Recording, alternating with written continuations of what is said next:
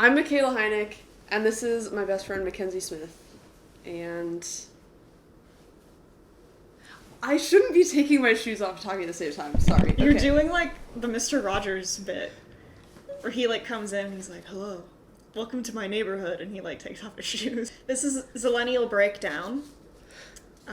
It's our podcast about things that we liked and didn't like, and a little bit of in between, from the years, like 2007 to 2017? Yeah, 2007 to like kind of present. I think we have ideas for stuff that comes into the present. And the things that you grew up with and are cultural touchstones in your life and maybe gave you brain disease. Like us. Yeah.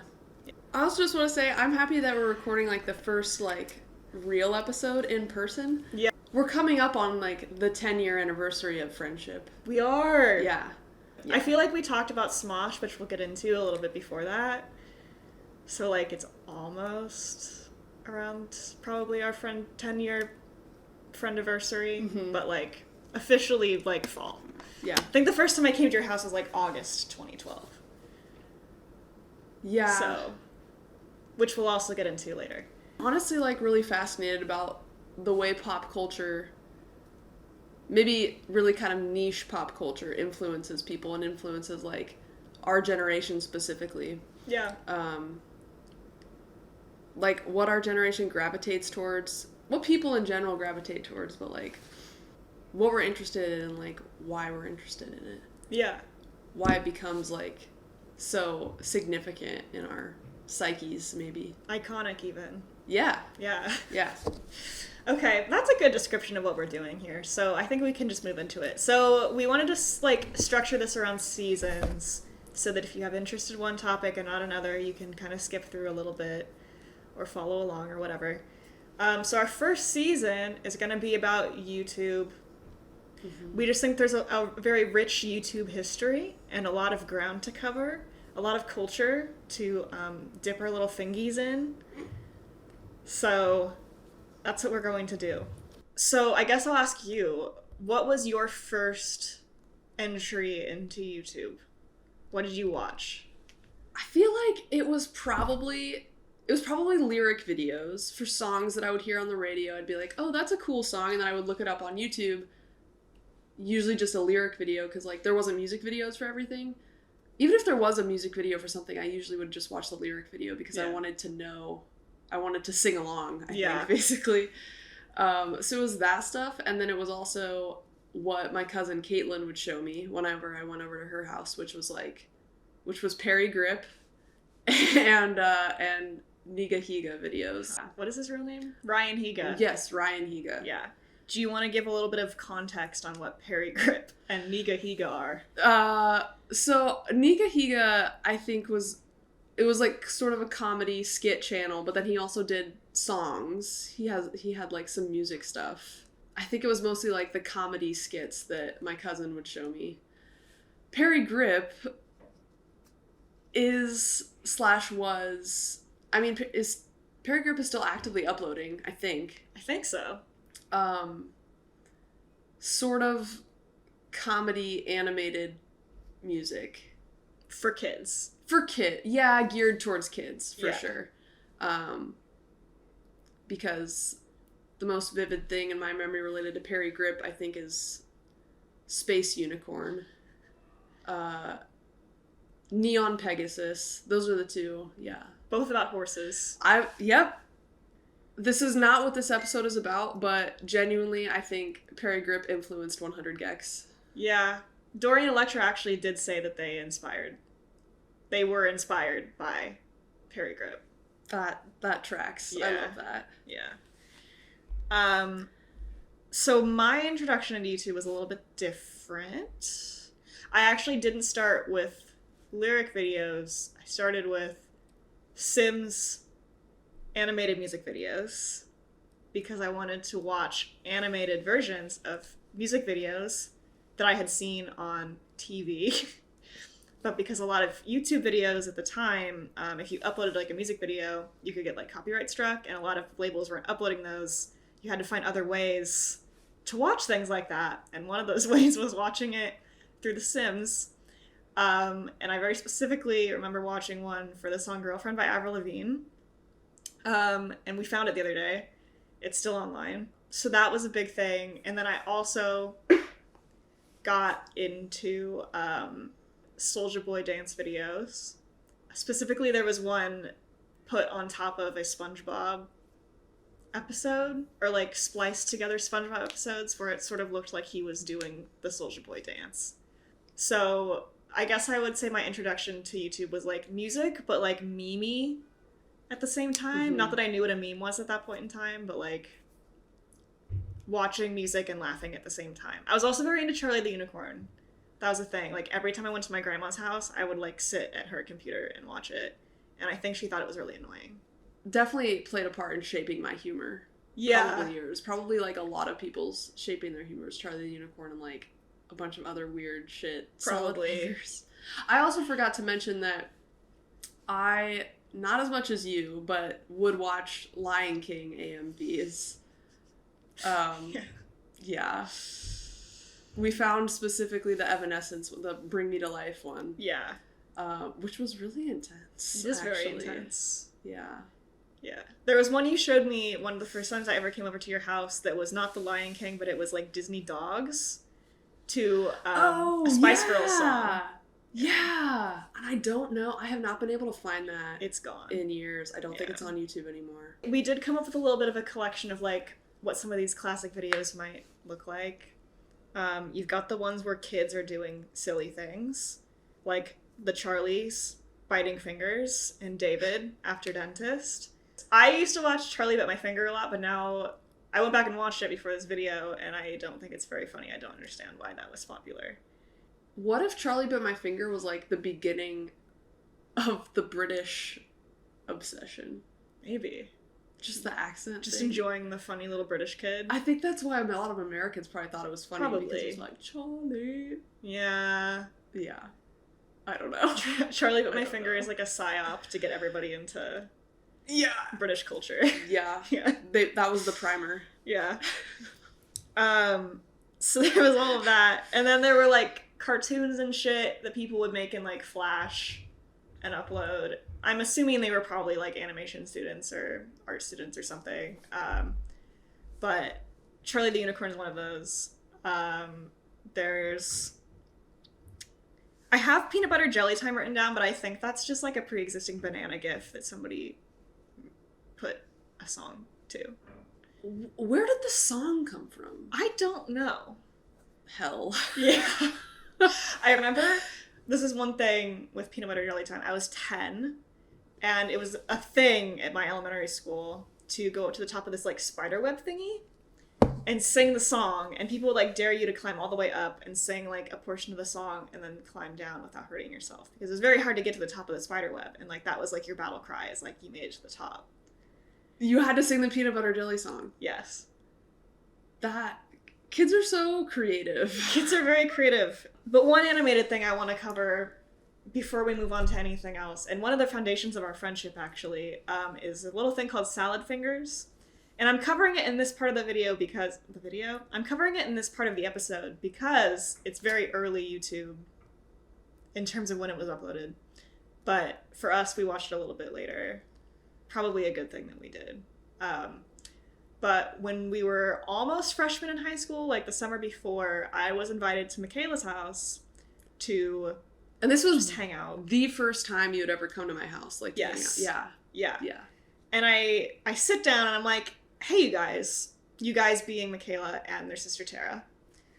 And I'm like, hey, I have a video that I really want to show you guys. And I pull up this fucked up thing. And here's the thing, is like watching Salad Fingers now, I'm like, I'm so desensitized that it doesn't do anything for me. Like, I'm like, okay, yeah, he's like coming at the spoons, whatever the fuck. And it's like, fine. But when you're like 13, 14, and in Tara's case, like 10. Yeah. Oof. It's gonna leave a mark. It's very harrowing at the moment, but it's also very funny because he's touching the spoon, and he's got his little weird friends and his little fingers. That's in like the second episode, I think. But what are the friends' names? Oh, I feel like I need to look this up. Marjorie Stewart Baxter. Marjorie Stewart Baxter is one of them, and someone else. I think there's 3. I think there's 3. Marjorie Stewart Baxter, Hubert Cumberdale, and Jeremy Fisher. All of those names I have goosebumps after you just listed them. I feel like Jeremy Fisher would be like a really good like Instagram handle. I think I should change it. I thought you were going to say like horror movie character. No. I mean, he is. Marjorie Stewart Baxter feels like she should be on American Idol. Yeah. To me. But like the British version? Like Britain's Got Talent or something? X Factor. All of that left quite a bit of a mark on us, I would say. But anyway, I showed it to them and whatever. We watched other stuff and we had a good time. And I think we even watched like Spirit that night or something. Like something completely child friendly. And then like a week later, maybe? Or so.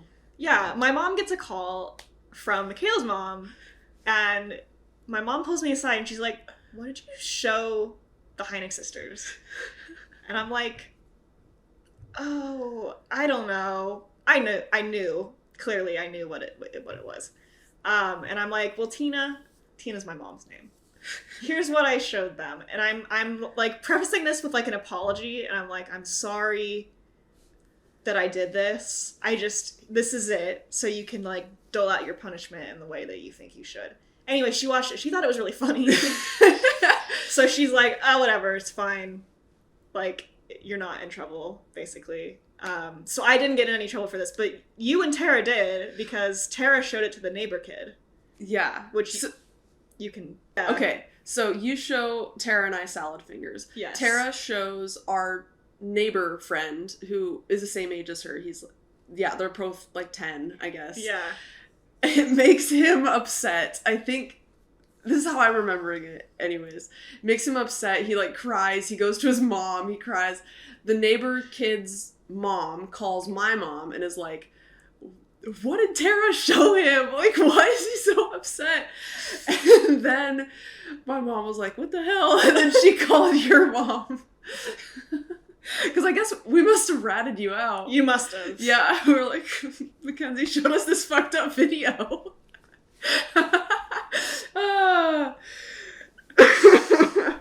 That's really funny. Anyway, and then I remember, so we were dropping another friend off at a house, like, this is maybe like a month or 2 later, and your mom happens to be driving, and she stops the car with just me in it.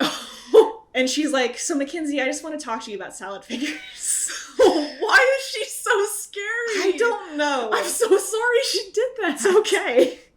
But she did, and she was like, I'm not mad at you. She's like, I just want you to know, never show my kids anything like that ever again.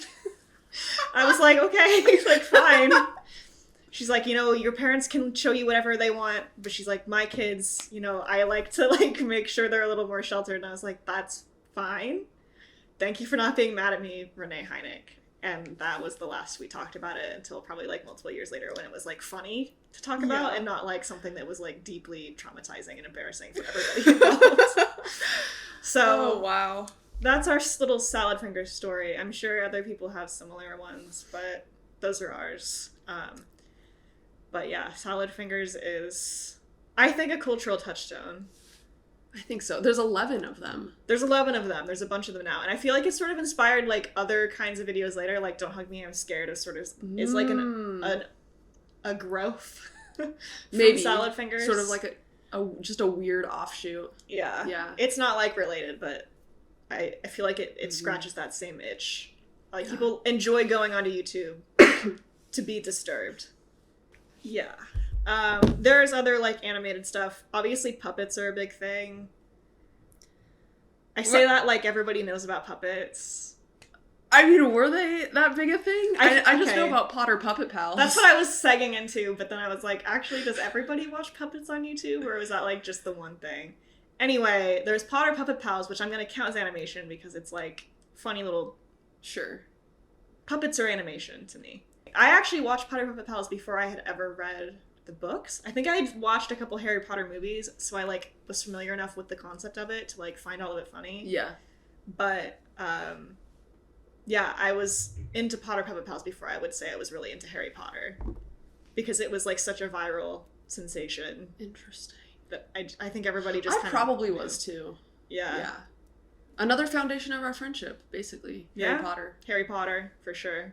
I think we've covered everything on this little bullet point list, except for Weird Al. Shout out to the other neighbor kid. He showed me Weird Al for the first time, I think. And then Yes. I got, had like a big Weird Al phase. Tara and I both did. Which is like similar to Perry Grip and all of the other like funny, silly songs. I mean, Perry Grip is very like precursor to hyperpop, but Weird Al is like precursor to Perry Grip. The only other notes that we have it covered here are Crazy Frog and the Numa Numa song, which I feel like are very similar spiritually, so we can cover them together. Yeah. But one of the things I used to watch on YouTube a lot was Crazy Frog, because I saw the phone commercial on like probably like Nickelodeon or something. And by phone commercial, I mean ringtone commercial, because that was the thing we used to have, where you could go online and download ringtones, but you would need to know the specific site to go to download the ringtones. And Crazy Frog was a very popular ringtone at the time. But I just liked the song. I thought it was a bop, so I would go online and I would watch the music video. Crazy Frog. Axel F, specifically. Ring bing bing ba. Yeah.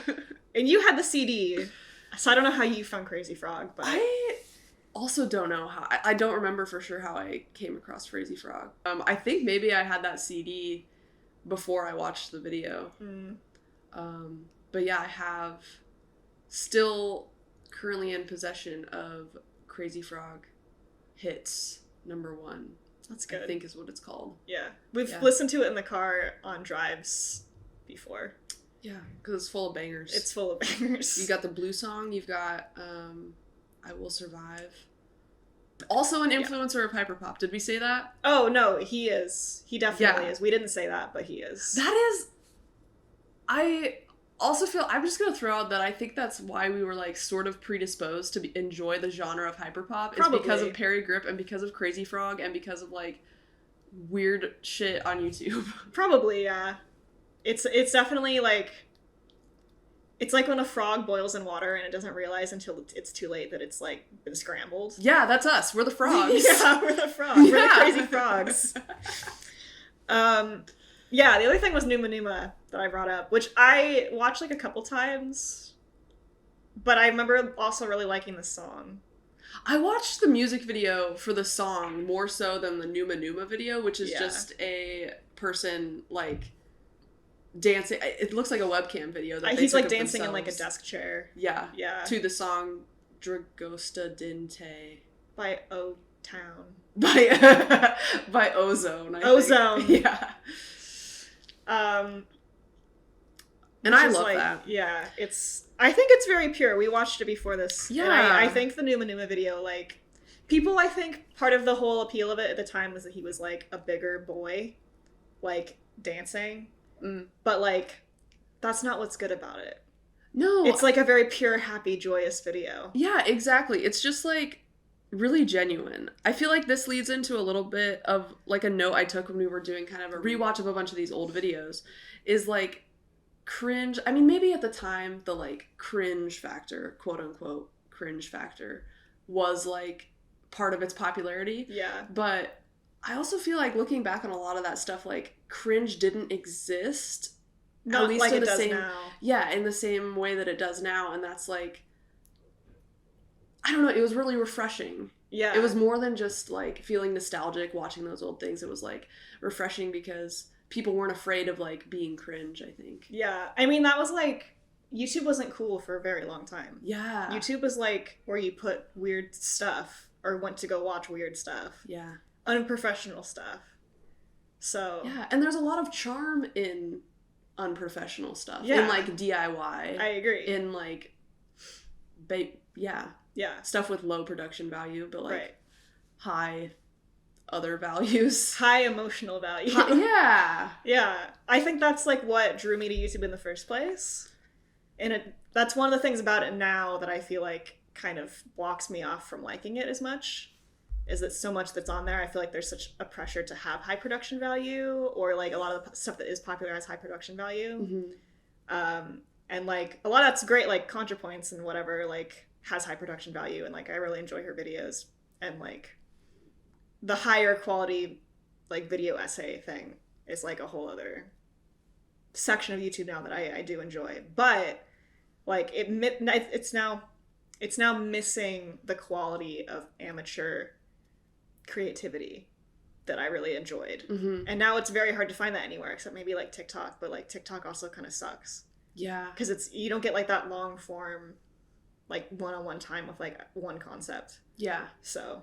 Yeah, it's hard to find because like I think people follow a formula now to be like, again, quote unquote, successful on YouTube or whatever. Yeah. But it's lost a lot of the charm and like genuineness. Yeah. As like money infiltrated it, I feel like people wanted to use it as a job, which is fine if you're able to make that work. Like, power to you, obviously, making your creative job into a dream reality. What? Creative dream into a job?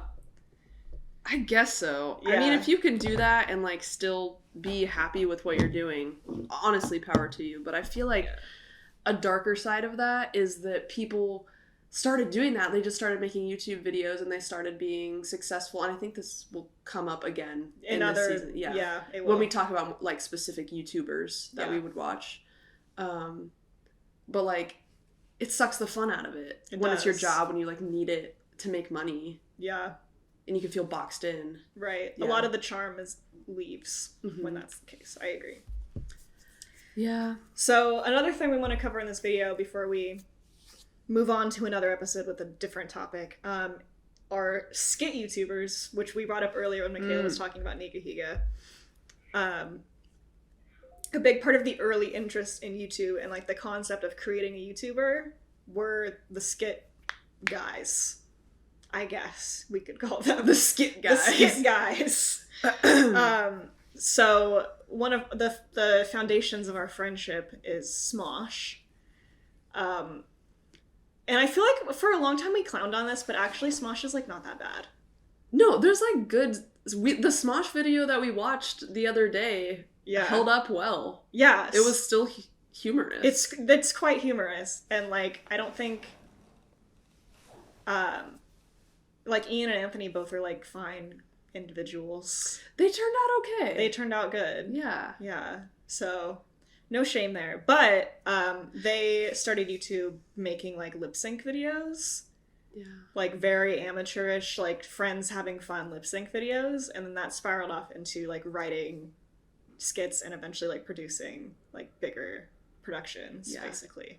Yeah, and like just a little bit of extra information on Smosh. Smosh was the name of a YouTube channel that these two guys uploaded onto Ian and Anthony. And Ian Hecox and Anthony Padilla. There you go. Yeah, and at one point in like the early YouTube years, they were the most subscribed to channel, I think, for a little bit. Yeah, I think they were like one of the first to hit 1 million subscribers. Yeah, if not the first. They were up there for sure. Yeah. I don't remember exactly. Very early on, though. Yeah, and people, I mean, I remember people at school really liking them, like, specifically the food battles. Yeah, the food battles were good. Every time a food battle came out, like, some kids at school would be talking about it. At least, like, 5th, 6th grade. I feel like their popularity kind of fell off once you hit, like, the 2010s. But, well, I mean, that's when we were talking about it. I guess, early 2010s. It would have been 2010, 2011 when we were sitting in 8th grade and, like, so I guess they fell off more by, like, the mid-2010s. Yeah. But they were really popular, like, 2009 to 2011, 2013, maybe even. Are we gonna spill our beans? We can spill our beans. So we were, one of the foundations of our friendship is that we were going to go to Sacramento together to meet Smosh. Yeah. We had no real plan for this, but our plan was that we would go find the address of the playground. They shot many of their videos at a playground. Yeah. Many of their their famous skits. And because I had family in Sacramento, I assumed that we could find them. Because I recognized one of the places that they went for Lunchtime with Smosh. Lunchtime with Smosh, for context, was a vlog series, because people still did vlog series back then, where they would get together and they would eat lunch and just joke around. Mm-hmm. It was friend fun time. And that was one of my favorite things that they did, was friend fun time. So we love friend fun time. We love friend fun time. And I recognized one of the restaurants they went to, and I was like, oh my god, I went there when I was in Sacramento. We could probably find them. I bet they live very close to my cousin. Flawless logic. Flawless logic. We didn't go to Sacramento. Because we were 13. Because we were 13, and I think it would have been really weird if we had told our parents we're going to Sacramento to try to meet 2 adult men. Yeah. So, I mean, that's kind of the whole story, but we really bonded over our love of Smosh. We really did. I wonder if you remember how we, like, figured out that we both like Smosh. I don't know. I don't know either. I think we were maybe, because I know our friends were really into, like, mikayla and, like, that range of YouTubers, which we'll get into in another episode. And I think we might have just eventually hit upon, like, similar YouTubers we had been watching. Yeah, I guess so. Because, like, I remember our friends Elena and Amelia would talk about Tessa, mikayla. Was that 8th grade? All the time, yeah. Yeah, okay. I feel like I was just a little bit behind the curve of those guys. Interesting. Yeah. Yeah. I think I was probably watching... Do we have Shane Dawson on this? We do have Shane. We do have Shane Dawson. So you watched Shane Dawson around the same time. I think Shane Dawson is sort of what led me to Smosh. But, like, I feel like I was probably watching Shane Dawson and there was, like, a Smosh video in the suggested They sidebar. all had, like, really ostentatious thumbnails. I feel like if you were primed to click on a Shane Dawson thumbnail, you probably would have been primed to click on a Smosh thumbnail. Probably. They always had titties in them, and they always had, like, big, like, ostentatious faces. Yeah. Like, gasping, or, like, looking like you're, like, screaming or something. And they always had, like, clickbaity titles, like, getting my penis stuck in a door or something. So. Yeah. In all caps, usually. Always in all caps. Yeah. Yes. I don't think that's not really a thing on YouTube anymore. I don't think. Clickbaity. I think the all lowercase trend is more of a thing. Is more popular now. Yeah, it's cooler to be low key than it is to draw attention to yourself. That was definitely not always the case. Like, I feel like I remember a period of time where everything was in all caps. All of the YouTube titles were in all caps. Yeah. Yeah. Even if it was like not like a smoshy video, it would be like always in all caps. Yeah, so do you want to talk a little bit about Shane Dawson? I mean, not really. Okay. But I will just say the story that well, Shane Dawson is another YouTuber who I think is still actively uploading. He kind of got ran off, but I think he still uploads, maybe. I don't keep up with that. But we're going to have a whole episode about stuff like that later. Shane Dawson seems to have... So, like, the Smosh guys, Ian and Anthony, turned out okay. Shane Dawson does not seem to have turned out okay at all. No. That's just my layman's perspective. However, in 2010, 2011-ish, I would occasionally enjoy a Shane Dawson video because I was a child with poor judgment. But I just distinctly remember one day watching I had gotten home from school and my mom wasn't home yet. My dad was still at work and I was on my mom's computer. I was watching a Shane Dawson video where I don't remember like the plot at all, but I think there were boobs in it. Like maybe he had like prosthetic boobs on. Okay. I don't remember. Either way, it was really risque for me as a 12, 13-year-old. Yeah, so I was watching this on my mom's computer and then I heard the door open. She was coming home and I quickly as I could, like, I exited out of the window. But she could tell, my mom could tell that I was like not doing something. I was doing something that I shouldn't have been doing. And so she pulled back up the window and I got in trouble for watching a Shane Dawson video. That's the story. It's just that I got in trouble because it was not. As you should have. Yeah. Yeah. One thing you'll learn throughout all these episodes is that Mikayla had a rather strict childhood, and mine was very, like, loosey-goosey. Yeah. Well, I think sheltered. I wasn't, like... Sheltered. I grew up a lot more sheltered than you did. Yeah. So that'll, like, play into things we were allowed to watch and not allowed to watch. Yeah. I feel like she was okay with Tobuscus, though. I think I even remember you saying you used to watch Tobuscus videos as a family. I definitely had showed my parents, like, the literal trailer videos, I think. Because those were pretty funny. Yeah. Those were good. And for, like, movies that they knew, like the Pirates of the Caribbean ones. So this leads us to another YouTuber in the earlier days for us. Like, all of these YouTubers that we're naming specifically, I think, are people that we watched when we were first getting into YouTube, but the interest waned fairly quickly. Yeah. Yeah. Like a year or two. Yeah. If that. Tobuscus made gaming videos, kinda, sorta. The Happy Wheels series was... I mean, me and my sisters thought that was very funny at the time. Yeah. As did I. Same with the Minecraft videos, too. Yeah, I used to watch a lot of those. Did Tobuscus do Minecraft videos? Yeah, he did, like, a lot. Okay. That's... Yeah. Why? Oh my goodness. There was this kid in middle school. Yeah, I'm finally understanding, like, a merch logo. Tara and I called him the Tobuscus kid because he wore a Tobuscus sweatshirt, like, literally every day. But he was the Tobuscus kid. He was the Tobuscus kid. That's funny. I think I remember seeing him maybe, but it didn't, like, really register with me. It registered with Tara and I because we were like, Tobuscus! I said that all the time. Anyways. Yeah, I used to watch Tobuscus as well. Pretty frequently. I used to like his vlogs a lot and the Minecraft videos.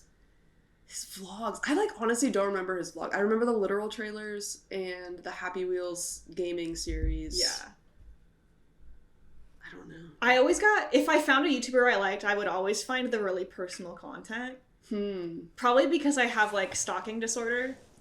But I would always go straight for the vlogs. Like, with Smosh, it was lunchtime with Smosh, and with Tobuscus, it was, like, his personal channel. Interesting. And that's what I would watch majority over, like, skits and stuff. Yeah. Even though I enjoyed the skits. But, like, the like, binge-consuming content would always be the vlogs. Huh. Yeah. I feel like the first, and again, this is, like, another episode, but the first vloggers that I really got into were Dan and Phil. Yeah. Yeah. But that's gonna be a whole episode in itself. Yeah, honestly. But yeah. I mean, they're, like, the first maybe traditional vloggers. Oh, that's not true. I'm sorry. That's not true. I'm, like, totally forgetting about, like, Tessa and Shauna and Mitchell Davis. Tessa and Shauna. Okay. I honestly, going back and watching some Tobuscus stuff, like, some of his stuff is, like, a little bit edgy-er, and I remember it, I guess. Like, edgy or how? Like, some of the stuff that I found, like, thumbnail-wise was also kind of raunchy. Like, he would also play on the, like, there's boobs in this one thing. Oh. But I always thought of Tobuscus more as, like, a kid-friendly YouTuber, but, Me like, too. he kind of wasn't. He was obviously friendlier than, like, Smosh and Shane Dawson. Yeah. He also, like... Do we know what happened to Toby Turner? I know what happened to Tobuscus. Was it... his name is actually Toby Turner, isn't it? That sounds right. I feel like... It's Toby something. I think Toby Turner is correct, but I'm mixing that with my head with Timmy Turner. Me too. I think I'm... Like, that might be where I'm getting I think Toby Turner is correct. That's just what we're going to call him. Okay, Toby Turner. Toby Turner. Let's talk about what happened to him. Yeah, so he ended up doing a lot of drugs, to my knowledge. Oh, Tobuscus. Tobuscus. Coke. So, like, not like a bad one, but, like, pretty bad. Yeah, not great. Not great. And I think he may have sensitive subject, potentially non-consensually had relationships with women that looked back on it and were like, that was manipulative. Which is also another episode. A whole other episode down the pipeline related to that subject. But yeah, so he kind of got shunned, canceled, if you will. I think he lost some sponsorship deals. I think he might have had a deal with Heelys. Oh, wow. Yeah. That sucks to lose. Yeah. Maybe I'm mistaken on that because he used to wear Heelys a lot, but specifically I do think he might have lost something like that, a deal in that range of, like, kids' products. He also had, like, action figures and stuff. I know those got pulled. Anyway, yeah, Toby Turner's kind of a piece of shit. That's where I was leading that to. Yeah. I think he still uploads sometimes, like, and it's always about him, like, denying what happened. So, I don't know. Tobuscus! A couple of the literal trailers and the dramatic song by Tobuscus are, like, seared into my permanent memory. I watched them so many times, and sometimes Tara... I feel like most times when Tara and I, like, spend an extended amount of time together, we sing dramatic song, and we scare ourselves with how well we remember it. Ugh. It's a little much. That's tough. But yeah, it is seared into my memory. Thank you, Toby Turner. Thank you, Toby Turner. And R.I.P. your career. The last thing on this little bullet point list we have is Fred Figglehorn in all caps. Okay, well, yeah. So that's a big one. I feel like maybe he was objectively the biggest one of all the ones we've talked about, at least at this point in time. In like 2011, 2012. Yeah. I didn't watch Fred very much. I watched Fred a lot. Fred was too much. I couldn't handle Fred, I don't think. It was like, you either watched Fred because you thought it was extremely funny, or you watched Fred because you wanted to make fun of it. I feel like the times that I watched Fred, it felt like I was punishing myself for something. I remember, so I showed you the Fred Lost His Meds video in preparation for this video, and I used to watch that all the time. Like, I thought that was, like, the funniest shit that had, like, ever been uploaded to the internet. It was kind of funny when I watched it the other day with you. Yeah. But when I was, like, 13, that stuff was not landing for me. Yeah, it was landing for me. Okay. And I think that might say more about me than it does about you.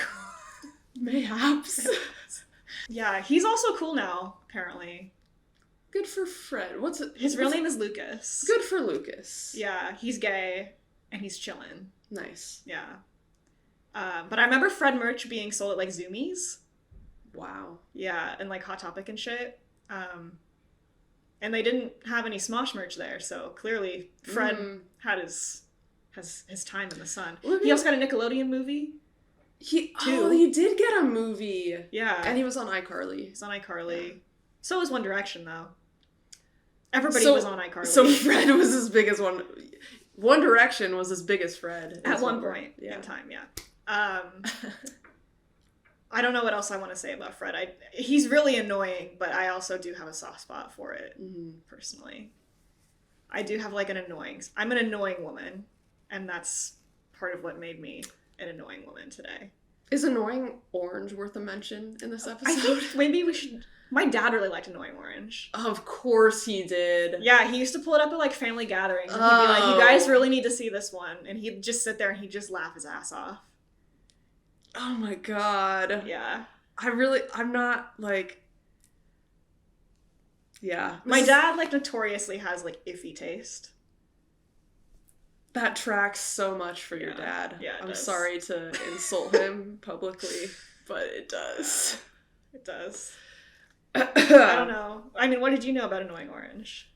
I mean, not much. I would every once in a while pull it up and enjoy it. I think you were an Annoying Orange enjoyer. For a period of... I'm a recovering Annoying Orange enjoyer. Tobuscus was in an episode or two. Yes, and I think he was. that I would watch the ones with Tobuscus in them. Yeah, this kind of became the Tobuscus episode. We've talked about him significantly more than anybody else. I never thought Annoying Orange was very funny. Maybe you either get Fred or Annoying Orange, and if you have both, that means you have, like, a disease. Yeah, probably. Yeah. For those of you out there that enjoyed both Fred and Annoying Orange, I hope you were able to find a good therapist. Yeah. How's the Xanax treating you?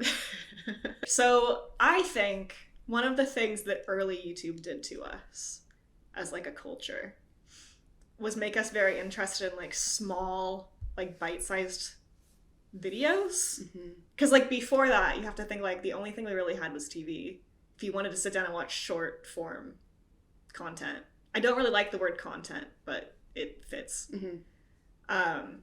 It sort of primed us for, like, the future, like, the Vine and, like, TikTok era. And, like, even, like, on social media now, I feel like the majority of stuff that gets shared is, like, under 3 minutes. Yeah. And most YouTube content from this time is under 3 minutes. Yeah. Well, that's a thing now. They like in marketing or in any like social media management, which is like a little part of what I used to do. Yeah. You can't like uploading a video or something to YouTube or to any social media platform, like it's advised that it's under a minute long. Yeah. Like sometimes, depending on the content, again, whatever content, 30 seconds is too long. Yeah. For people's attention spans. Well, and one of the things we're told, because I like had to take a YouTube marketing course for my job. Oh, wow. Is that it should also be fast and have lots of cuts. Yeah. And that's something that I think this era of YouTube pioneered in terms of keeping our attention focused on one thing. That makes a lot of sense. Yeah. Yeah, we got used to like jumping around. Mm-hmm. I'm thinking about Smosh videos, and I feel like that's something that I recognized when I was watching Smosh and skits and whatever. It that separated it from TV for me was that the scenes were a lot shorter. I mean, the videos, the whole thing was a lot shorter, but like the cuts were very fast. I feel like I remember that. No, I mean, and that's kind of like a double-edged sword because it like obviously like fucked our attention spans permanently. But also like there is something really enthralling about watching something that is that fast and like can take you through the motions that quickly. And I don't think even like TikTok or Vine could like really replicate that in the way that I think a lot of early YouTube videos could, of like taking you through a story in a very short amount of time in a way that was compelling, but like was very much focused on the like kid kind of attention spans. Yeah. I feel like early YouTube, that length and that kind of material is a happy medium between full-length television and like the 30-second like TikTok and Vine and whatever stuff that's like really popularized now. Yeah. Definitely. Yeah. No, I agree. Well, and if you're a kid too, like I felt like it was really appealing specifically because you already had like this interest in like cartoony shit, right? Yeah. And that's already pretty fast paced as it is. So then if you see something that feels like it's even like newer and fresher than what you're getting on like kids television, like that's going to be really appealing. Which I think is why a lot of people that are very into YouTube started watching it when they were younger, and it doesn't necessarily hit as well with people that are like Gen X or boomers, because like what appeal was there for them in that? None, really. Like a lot of it was geared toward younger people. Yeah, I feel like most of what's geared towards younger people now is just really, everything seems so formulaic today. Yeah. Like what's popularized, what like gets popular, and what I don't know is successful within algorithms seems it's just so like formulaic and like. Well, we didn't know. I don't think we had an algorithm at that point in time. Like YouTube would just YouTube it had like a very basic one. Yeah, and YouTube, and you could respond, right? Yeah, video responses were a thing. Yeah. Yeah, it was more about like what you could do within your community, which I think is like how a lot of the skit guys like they were all like were friends, you know, like Smosh knew who Niga Higa was, and like I'm sure they probably all knew Shane Dawson, unfortunately for them, but like it helped to have those people to collaborate with, and it wasn't necessarily about just money at that time. Like that was your community of creatives, which I think is kind of not as much of a thing on YouTube anymore, unfortunately, unless it has like a monetary gain aspect to it. So yeah, another thing with it now is that it's so saturated. Yeah, it's kind of hard. It's just harder in general to find good stuff, and that's like super subjective, but it's harder to find the good stuff on YouTube because it's so saturated with like everybody uploading everything and trying to trick the algorithm into making them successful. Yeah, it's frustrating, but it's nice that we have the innocence of prehistoric YouTube to return to, shall we want to. But I don't know if anything like that'll happen like again, especially not with the internet being like as homogenized as it is now. Like I think part of all that weird stuff making it to YouTube was that it was sort of like a Wild West at the time too. Like people just felt like they could upload whatever shit and like no one would even see it, but like little did they know people could see it. Yeah. So now I think everybody has too many eyes on them to just like try stuff like that. Felt like back then there was like a lot more that was just left to chance. Yeah. Which is part of what made it cool, like added to the charm. Very pure. Yeah. Well, cool. So we want to end these episodes with a thing that we're happy about. Yeah. Something to look forward to. What's yours? I am, it's like in a couple months, but I am excited about my car seat headrest concert in April. Yes. Concerts coming up. And also that I've gone to a couple concerts recently and I have photos to edit from those. Yeah. Looking forward to that. That's I didn't good. shoot many throughout the winter. I kind of didn't go to many concerts. Yeah. So yeah, looking forward to those. More live music. Nice. Live music is good. Yeah. I'm excited that I just went on Twitter and saw that George Daniel of the 1975 may or may not be dating Charlie XCX.